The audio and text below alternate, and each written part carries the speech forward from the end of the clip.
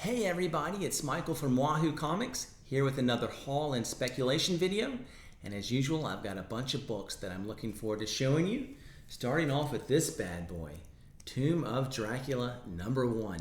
And of course, this contains the first appearance of Dracula, who's such an iconic character, not just in the comic books, but in the overall pop culture. And I'm a huge fan of his. A few years ago, I read Bram Stoker's Dracula, loved it. Watched Bela Lugosi in the original Dracula movie, loved it, and have loved his character just in other ways. It's popped up in films and literature over the years. And so I am super excited to add his first appearance in a comic book to my collection. And beyond just my personal excitement in owning this, I do think this book is also a really good investment. There's a lot of speculation that Dracula will soon be in the MCU, which of course would increase the value of this book. Some people think Ethan Hawke, who is going to be the villain in the Moon Knight series, we don't know what villain it is, but many people think it's going to be Dracula. There's been some set photos that have been released, and he looks kind of Dracula-ish, and so they think that might be his introduction. But beyond that, of course, there's a Blade movie coming out probably about a year from now, and of course, Dracula is a huge part of the Blade story and mythos. And so whether it's in Moon Knight or a little bit later, I really think Dracula is coming to the MCU very soon. Of course, if you're paying attention, Marvel's developing kind of their horror corner of their universe, and I think he's going to play a big role in it. In fact, I think he's going to be kind of the Thanos of the horror universe. That's just my personal opinion, my thought. And one of the reasons I think that way is, first of all, because he's such a big name even beyond the comic book. So just the general person who isn't even a comic book fan, of course, knows of Dracula. So it could be a really bankable star. If you're just a casual fan and you hear Dracula, you know what that means. You might not know what Kang means, or 5 years ago you might not have known what Thanos meant, but everybody knows what Dracula means. And I think everybody is going to be excited to see him in the movie. And so I think Marvel knows that, and so they're going to put him in. The second reason I think that, Kevin Feige, who is overseeing the Marvel movie universe for years and years, a couple of years ago became in charge of the direction of the comics as well.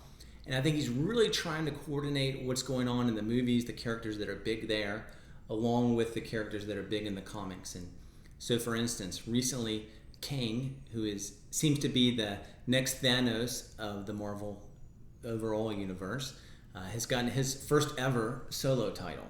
And so Feige seems to be making him big in the comics because he's going to be big in the movies. Well, if you've been reading comics lately, you know Dracula has been having a huge role in the Marvel universe. I remember when I was growing up, first starting collecting comics, I'd heard Dracula was in a comic book, but he wasn't in any of the ones that I read growing up or in the last recent 10, 20, 30 years, except for within about a year, he's been in the Avengers title and has had a huge role in that, and the Wolverine title and is having a big role in that. And I don't think it's any coincidence that he's starting to have a much bigger role in the comic books, and I think it's setting it up for him to be a big player in the movies as well. So we'll see. That's my thoughts. I haven't heard anybody really saying that, but I think that's where it's headed. Hopefully this video will age well, and you can come back and look at it in 2 years and say, oh yeah, Dracula was a big part. He was the Thanos. But in addition to all of that, this book also contains the first appearance of Van Helsing and Frank Drake. As I've talked about before, anytime you have a comic book that has several first appearances, it just makes it a much safer investment, because if any of those characters are popular, then it retains popularity. But you can't get more popular than Dracula. Once again, a big character beyond even the comic books. And I'm really thankful for the seller who gave it to me. It's kind of a funny story. It's a seller that I bought from a little bit, and I'll show you one other one I got from him recently. Speaking of horror books, this is Supernatural Thrillers #5, and this contains the first appearance of the Living Mummy, another great character in horror lore. And this is definitely a reading copy, but it's super cool, and I am excited to add it to my collection. But the seller is someone I've bought from before, and he listed it online, The Tomb of Dracula, and then I reached out to him and said, hey, I'm really interested in that book. and he had messaged me back and said, oops, I didn't mean to put it up yet. And so I messaged him back like, oh, no problem. I don't want to put any pressure on you to sell something you don't want to sell. And he's saying, yeah, I've been on the fence because I love that book, and wasn't sure if he wanted to part with it. So I said, hey, no pressure. But then he came back and said, hey, actually, I will sell it to you. And so we talked about the price, and he gave me a good price on it.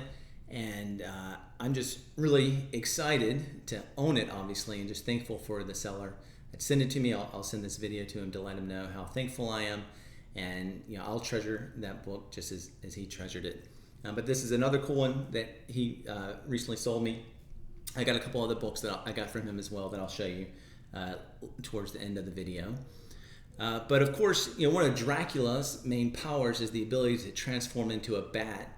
And so I thought I'd keep this video on theme. And speaking of bat, of course, when you think of that in comic books, you think of Batman, right? And so I've picked up a few key Batman issues. Over the past month, not all of these I got this week, but some of these are ones I've gotten over the past month.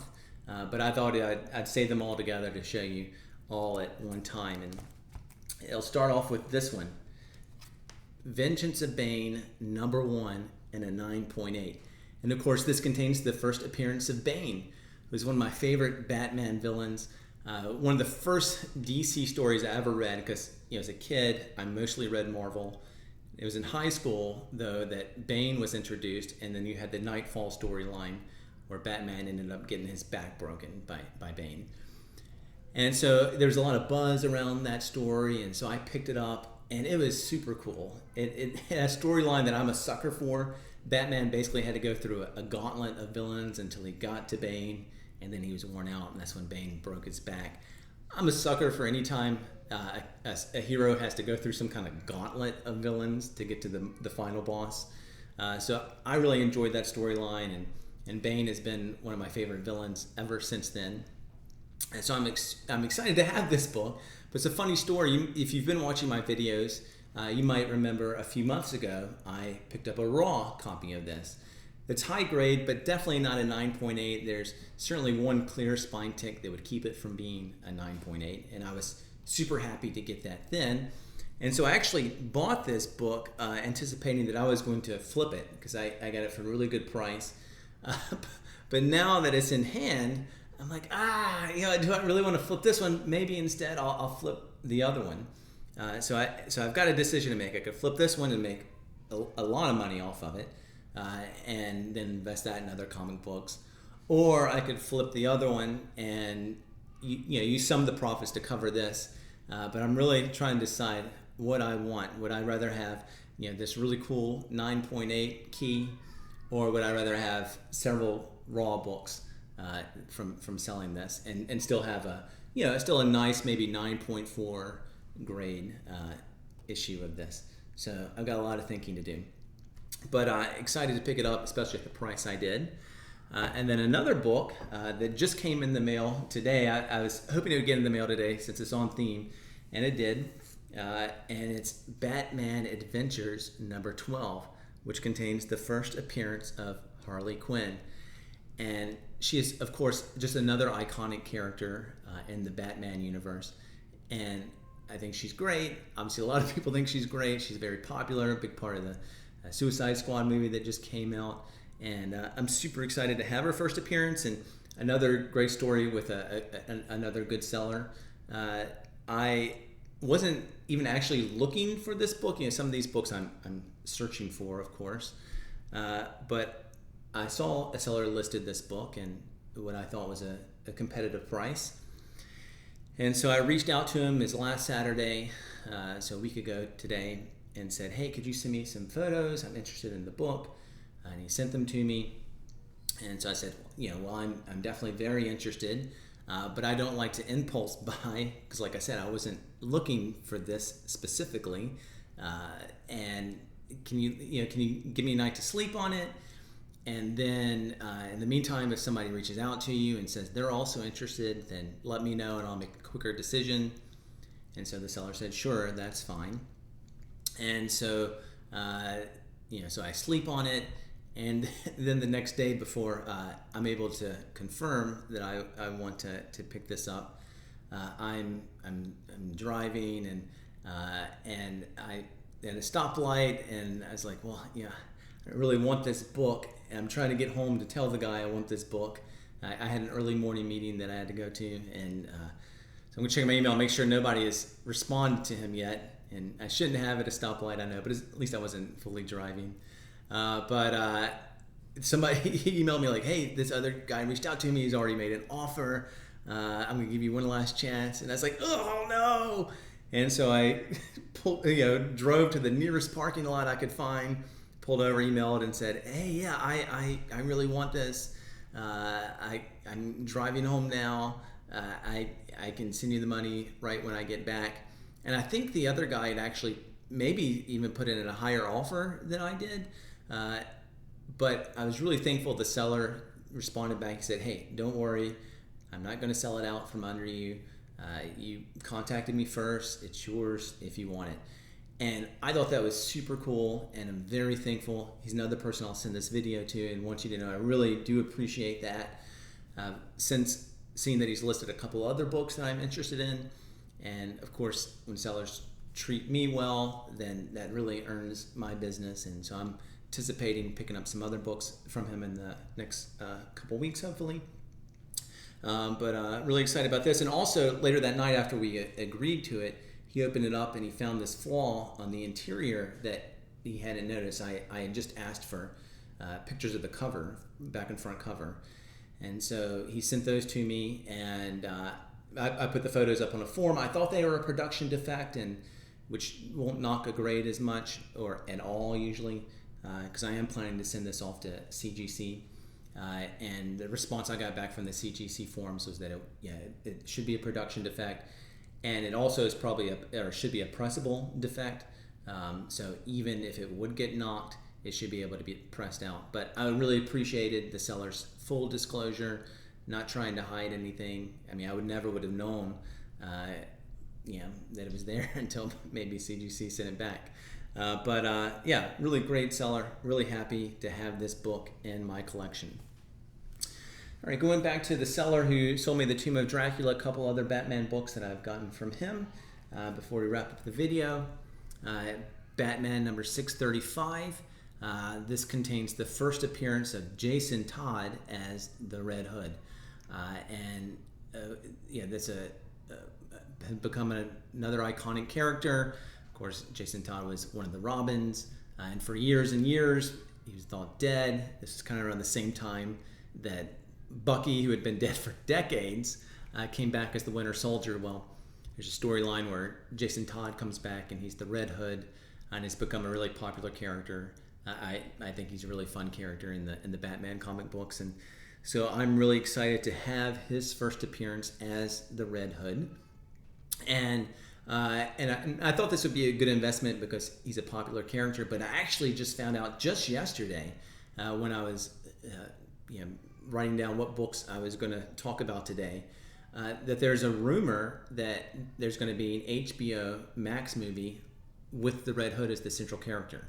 And so if that happens, this book is going to climb, of course, even more in value. And so I was happy before, and then yesterday I got even more happy that now this book is in my collection. And finally, my sleeper of the week, and it's not a sleeper in the way that I would usually pick. Usually I try to pick an obscure book, but since I'm on the Batman theme, it's kind of hard to find an obscure Batman book. But this is one that I think is undervalued, and that you might be able to find in a back issue bin at like cover price. I found it for a little over cover price, or bought it from the seller from a little over cover price, and I'm really excited to have it. And it's Batman number 6, and this contains the first appearance of the Court of Owls, which is another type of storyline that I am a sucker for, or when there's these kind of shadow organizations that are the puppet masters. You think you know who's in charge, but it's really this group behind the people that are in charge that are really in charge. And that's kind of what the Court of Owls is. They're clearly my favorite villains that or that the Batman universe has developed, at least since Bane. I might even like them better than Bane. Yeah, it's really hard. I mean, Batman's got a lot of great villains, but in recent history, they're my favorite, and so I'm really excited to add this book to my collection. Also, there's some speculation that they might be a part of the upcoming Batman movie that's set to come out, I think, next year. And if you haven't seen the trailer for that, I encourage you to check it out. I think it looks really good. If you don't know, Robert Pattinson has been cast as Batman. And when I heard that casting choice, I mean, speaking of our Bat theme, all I knew of Robert Pattinson was, well, isn't he the guy from Twilight? And sure, like a lot of comic book fans, was just really disappointed in that choice. But since then, I've seen him in a couple of other movies where he, obviously plays a rougher character than he did in Twilight. And I think he's a really good actor. And then I saw the trailer, and I thought the trailer was really good. The music in the trailer especially appealed to me. I'm a huge Nirvana fan, and so there's this. The trailer has the song. I just drew a blank. So Nirvana song. That's one of my favorites, and it plays. Oh man! Oh, why did I blank on this? It'll come to me, I'm sure, as soon as I end the video. But I really am excited for that movie now. It looks really cool. Check out the trailer if you haven't.